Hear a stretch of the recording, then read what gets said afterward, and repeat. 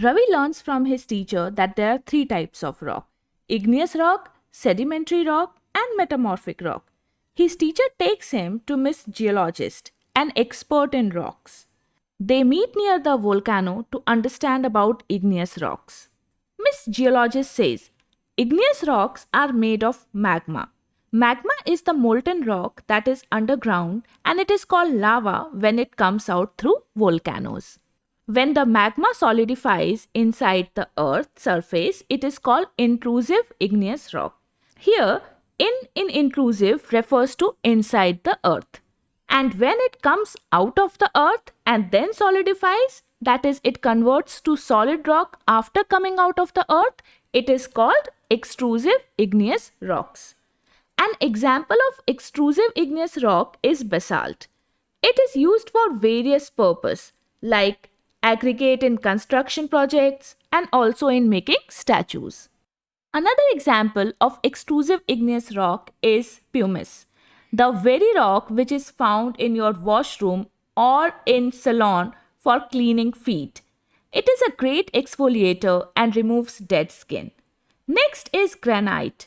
It is an intrusive igneous rock, which means it solidifies inside the earth's surface.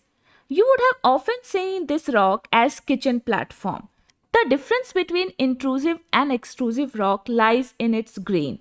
Since the extrusive igneous rocks are formed outside the earth crust, they have fine grains, whereas intrusive igneous rocks cool down very slowly inside the earth, and so they have large grains.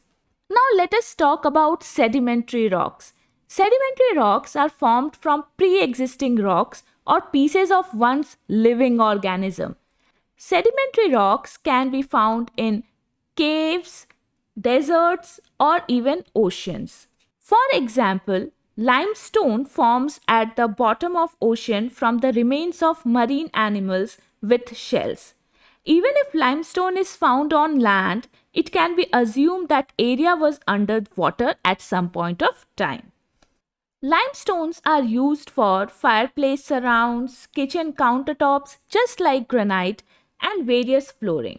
The next sedimentary rock is sandstone, which are widely used in construction purpose as they are resistant to weather. These rocks often start as sediments carried in rivers and deposited in lakes and oceans. When buried cements lose water, they become cemented to form sedimentary rock. You would have definitely seen coal. It is a sedimentary rock formed from compression of plants over millions of years. Coal is formed when plants decay in the ground and remain compressed for over a million years. Now let us explore metamorphic rocks. One of the most beautiful examples of metamorphic rocks are marble. The very Taj Mahal, which looks so mesmerizing, it is made up of marble. When igneous or sedimentary rocks are subject to great heat and pressure, it forms metamorphic rocks. For example, under extreme heat and pressure, granite, which is an igneous rock, becomes gneiss. Similarly, under extreme heat and pressure, limestone, which is a sedimentary rock, transforms into marble.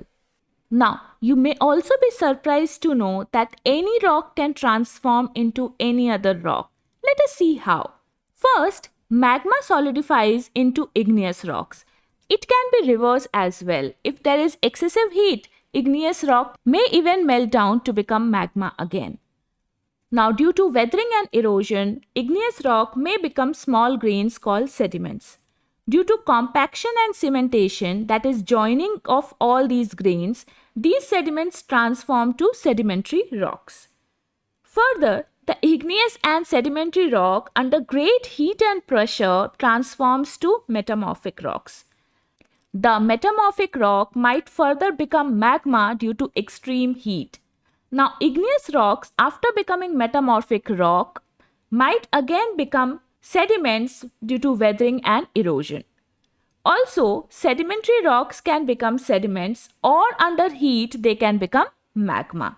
So this process continues and each of the rock might transform into other rock depending on the situation. Igneous rock can become sedimentary rock if weathering takes place. Similarly, igneous rock can become metamorphic rock if there is extreme heat or pressure.